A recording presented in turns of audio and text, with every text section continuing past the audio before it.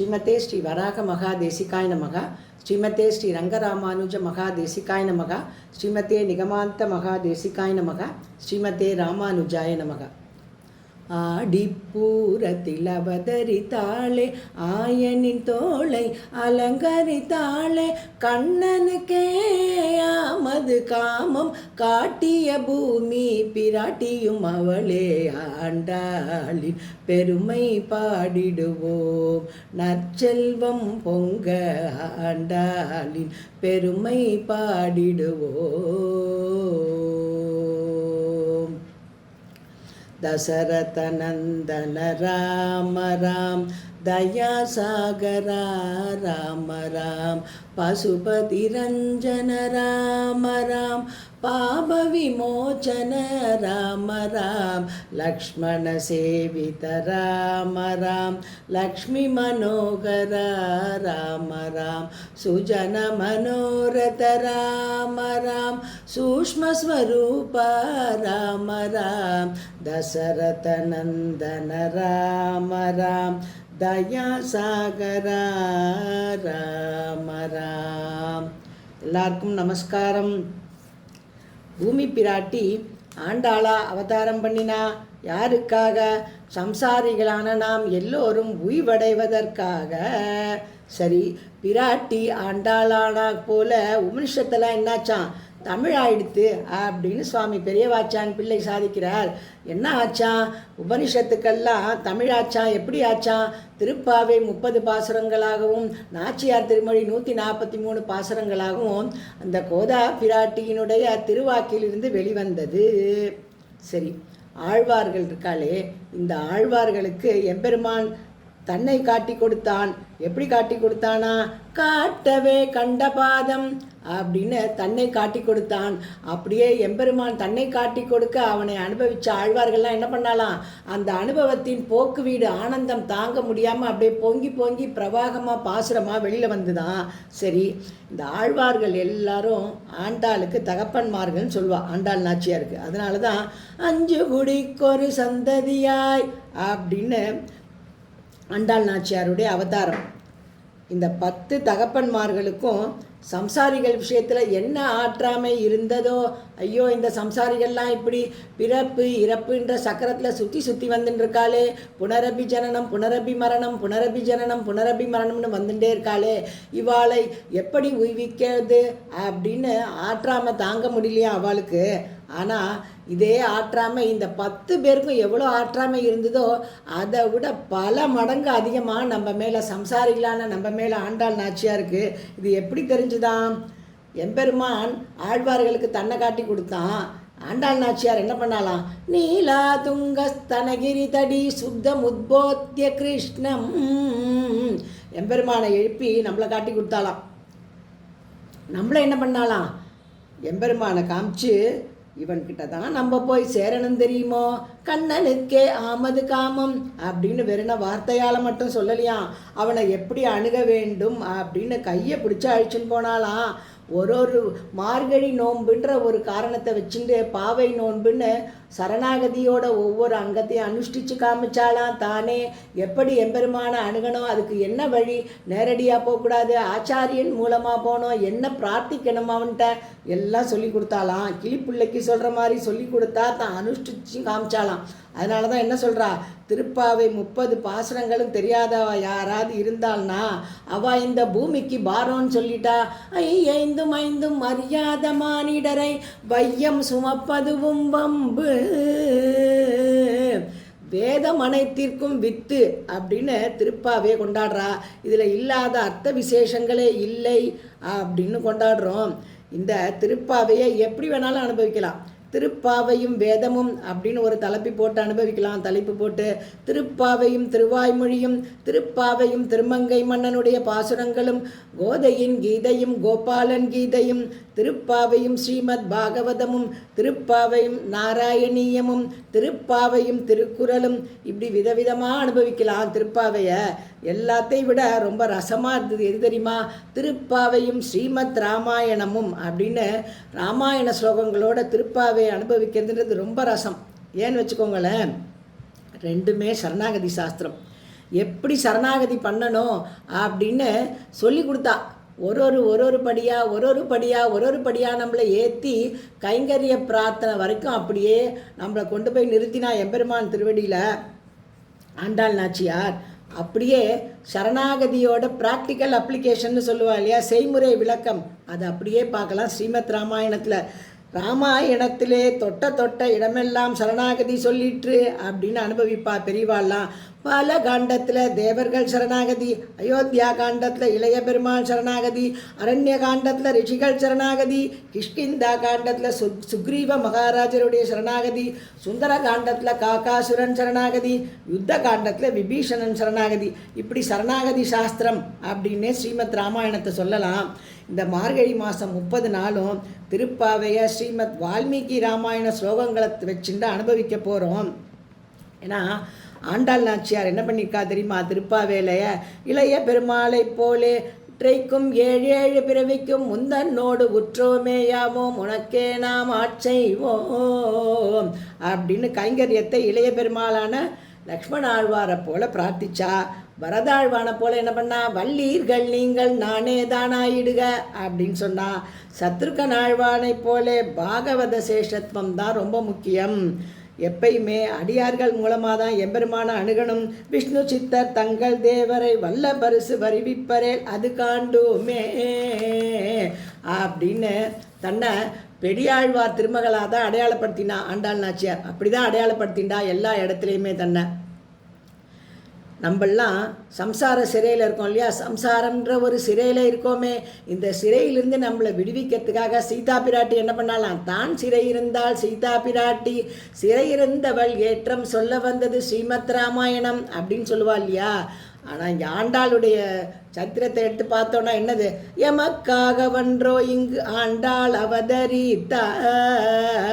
பூமி பிராட்டியினோட அம்சமாக நமக்காக தானே இங்கே ஆண்டாள் வந்து அவதரித்தாள். திருப்பாவைய எப்போ சொன்னாலும் அந்த சரணாகதி அப்படியே உள்ளுக்குள்ளே கோத்து ஒரு ரங்கமாக படிப்படியாக நம்மளை ஏற்றி இருந்திருக்காளே. நமக்காக வன்றோ இங்கு அவதரித்தாள். திருப்பாவையை நம்ம ஸ்ரீமத் ராமாயண ஸ்லோகத்தோடு அனுபவிக்கிறோம், வால்மீகி ராமாயண ஸ்லோகங்களோடு அனுபவிக்க போகிறோம்.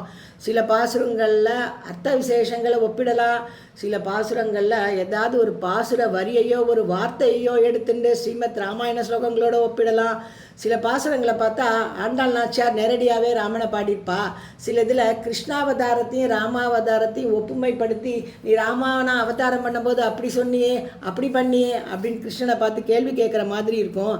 எப்படி இருந்தாலும் என்ன, அப்போதைக்கப்போது என் ஆறாவமுதமே அப்படின்னு ஆழ்வார் அனுபவிச்ச மாதிரி எங்கனம் சொல்லிலும் இன்பம் பயக்குமேன்ற ரீதியில் நம்ம அனுபவிப்போம். இந்த ஸ்ரீமத் ராமாயணமும் திருப்பாவையும்னு தலைப்பு ஒரு மாதமாகவே அடியனுக்கு ஓடின்னு இருந்தது. இந்த இடத்துல ஒரு சின்ன விஷயத்தை அடியன் விண்ணப்பிக்க ஆசைப்படுறேன். இந்த சபையில் 1 மாதம் முன்னாடியிலேருந்து ஒரு பாசுரமாக எடுத்துட்டு வால்மீகி ராமாயண ஸ்லோகங்களை வச்சுட்டு நம்ம ஆரம்பிக்கலாமா அப்படின்னு ஒரு தயக்கம் பின்னாடி இருந்துகிட்டே இருந்தது. அந்த தயக்கம் ஆரம்பத்தில் இருந்தது, கொஞ்சம் கொஞ்சமாக அந்த தயக்கம் விலக ஆரம்பிச்சுது. என்னவோ நான் தான் இந்த காரியத்தில் இறங்கின்னு இருக்கேன்னு அடியன் நினச்சின்றதுனால அந்த தயக்கம் இருந்ததுன்றது அப்புறமா தான் தெரிஞ்சுது. எப்படின்னா, இந்த 1 மாதம் முன்னாடி அடியன் ஆரம்பிக்கிறதுக்கு அப்போது அயோத்தி போயிட்டு வந்த அடியனுடைய பந்து ஒருத்தர் ஒரு பாட்டிலில் சரையூ நதி தீர்த்தத்தை கொண்டு வந்தார். எங்காத்து சுவாமி என்ன பண்ணுவார், நித்தியம் அடியன் தீர்த்தம் ஆடிட்டு வந்தோடனே அந்த தீர்த்தத்தை புரோஷனம் பண்ணுவார் அடியனுக்கு. இந்த 30 நாள் இது நடந்தது. கடைசி பாசுரம் அடியன் தயார் பண்ணி முடித்த உடனே பார்த்தா அந்த பாட்டிலில் தீர்த்தம் ரொம்ப கொஞ்சம் தான் இருந்தது. கிட்டத்தட்ட அது தீர்ந்து போகிற நிலைமையில் இருந்தது.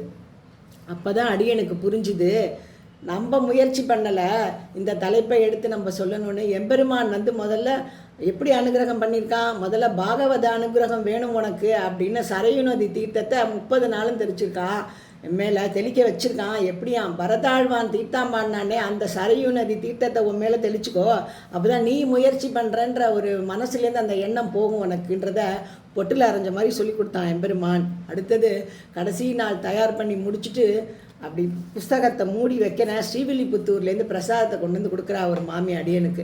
மனோகரம் வருது, இனிப்பு வருது. எப்படிப்பட்ட அனுகிரகம், தாயார் பெருமாள் 2 பேருடைய அனுகிரகம் எப்படி கிடச்சிது அப்படின்னு நினச்ச அடியனுக்கு அப்படியே சிலுத்து போச்சு. ரொம்ப அந்த எம்பெருமானுடைய ஒரு அனுகிரகமும் திவ்ய தம்பதிகளுடைய அனுகிரகம் இருந்தால்தான் எந்த காரியமுமே நிறைவாக நம்ம பண்ண முடியும். நம்ம மனசில் தோண வைக்கிறதும் அவன் தான் அப்படின்றத அடியன் ரொம்ப நன்னா ப்ராக்டிக்கலாக புரிஞ்சுட்டேன். இன்னொரு விஷயமும் இங்கே சொல்ல ஆசைப்படுறேன். சமர்த்த ராமதாஸ் உடைய வாழ்க்கையில் நடந்த ஒரு சம்பவம். சமர்த்த ராமதாஸ் மகாராஷ்டிர மன்னன், மராட்டி மன்னன் சிவாஜியினுடைய குரு. அது எல்லாருக்குமே தெரியும். தீவிரமான ராம பக்தர் இந்த சமர்த்த ராமதாஸ். ராமா ராமா ராமா ராமா ராமனை தவிர வேறு ஒன்றுமே தெரியாது அவருக்கு. இந்த மகாராஷ்டிர மாநிலத்தில் பண்டரிபுரம் இருக்கு இல்லையா, அந்த பாண்டுரங்கனை சேவிக்காதவாளே கிடையாது. ஆனால் இந்த சமர்த்த ராமதாஸ் மட்டும் பாண்டுரங்கனை பார்த்ததே கிடையாது, இது வரைக்கும் சேவித்ததே கிடையாது. ஏன்னா அவருக்கு அந்த மாதிரி ஒரு எண்ணமே தோணினதில்லை. ராமரை தவிர வேறு எந்த விதமான விஷயமும் அவர் மனசில் வராது. அவர் ஹிருதயம் அதையும் நினைக்காது. வாயும் ராமநாமத்தை தவிர வேறு எதுவும் சொல்லாது. இதுதான் அவருடைய சுபாவமாக இருந்தது. ஆனால் இந்த பாண்டுரங்கனுக்கு ரொம்ப ஆசை, இந்த சமர்த்த ராமதாசரை எப்படியாவது தன்னோட சன்னதிக்கு வரவழைச்சிடணும்னு. ஒரு நாளைக்கு சிவாஜி மகாராஜா குதிரையில் வரார். ஜல் ஜல் ஜல் ஜல் ஜல் ஜல்னு இந்த தன்னுடைய குருவை பார்க்கறதுக்காக வர்றார். அப்படியே ஜல்லுன்னு குதிக்கிறார் குதிரையில். இந்த குருவே வணக்கம் அப்படின்னு கையை கூப்பிட்றார். என்னடா இன்னைக்கு திடீர்னு ரொம்ப கம்பீரமாக தெரிகிறாரே ராஜா அப்படின்னு நினச்சிட்டாராம் சமர்த்த ராமதாஸ். என்ன விஷயம் அப்படின்னு கேட்டாராம்.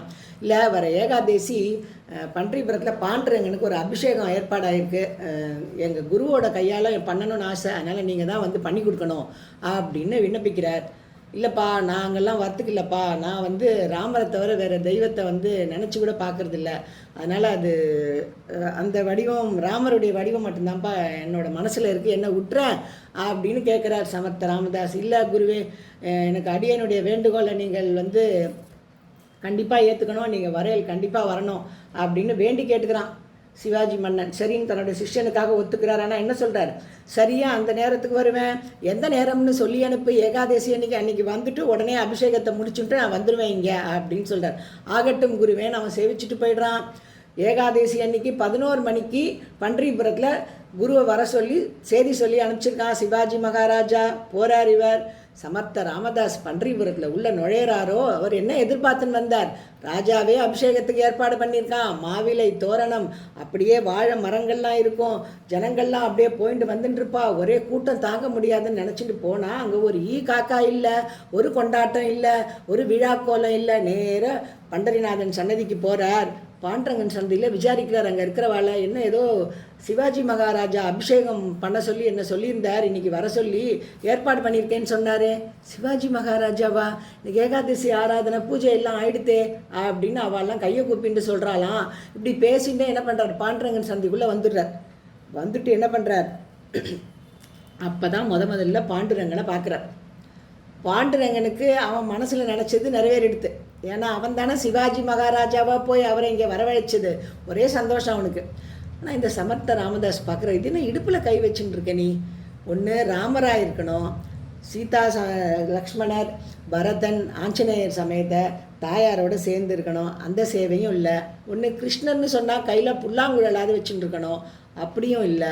இடுப்பில் கை வச்சுட்டு இருக்கே, இது என்ன தோற்றம் அப்படின்னு பெருமாளை பார்த்து கேட்குறாராம் பாண்டுரங்கனை பார்த்து. ஏ தேவுபார ஸ்ரீராமா, ஏ தேவுபார ஸ்ரீராமா. அடுத்த க்ஷணம் இடுப்பில் கை வச்சுட்டு இருந்த பாண்டுரங்கன் அங்கேருந்து மறைஞ்சானாம். சமர்த்த ராமதாஸ் கண்ணுக்கு என்ன தெரிஞ்சுதான், சீதா லக்ஷ்மண வரத சத்ருக்ன ஹனுமத் சமேத ஸ்ரீ ராமச்சந்திர பிரபுவா கையில் கோதண்டத்தோட காட்சி கொடுத்தானா. நெடுஞ்சான் கடையா விழுந்து சேவிச்சாரா. ராமா ராமா பாண்டுரங்கா, என்னை இங்கே வரவழைக்கிறதுக்கு தான் இப்படி ஒரு நாடகம் ஆடினியா, சிவாஜியா வந்தியா, ராமனா அடியனுக்கு காட்சி கொடுத்தியே அப்படின்னு ஆனந்த கண்ணீர் வடிச்சாராம். அப்படி இந்த வருஷமும் கிருஷ்ணன் சங்கல்பிச்சிருக்கான், நம்ம எல்லாரும் திருப்பாவையில் அவனை ராமனா அனுபவிக்கணும்னு. அனுபவிப்போம். கிருஷ்ண கோஷ்டியும் இருப்பா, ராம கோஷ்டியும் இருப்பா. பஜனைக்கு போனால் என்ன பண்ணுவா, தசரத நந்தன ராம ராம் அப்படின்னு ஆஹா ஆஹா ஆகான்னு ராமபக்தாலாம் ஒருத்தர் பார்த்து அப்படியே ஆனந்த பாஷ்பம் பெருக்கிப்பா. நந்தகுமாரா அப்படின்னு ஆரம்பித்தா போகிற உடனே கிருஷ்ண பக்தாலாம் பார்த்தியா, நம்ம கிருஷ்ணர் பஜனை வந்துட்டுப்பார் அப்படின்னு நினச்சிப்பா. எல்லாமே இனிப்பு தான். சில பேருக்கு மைசூர் பாக்கு பிடிக்கும், சில பேருக்கு லட்டு பிடிக்கும், சில பேருக்கு பாதுஷா பிடிக்கும்.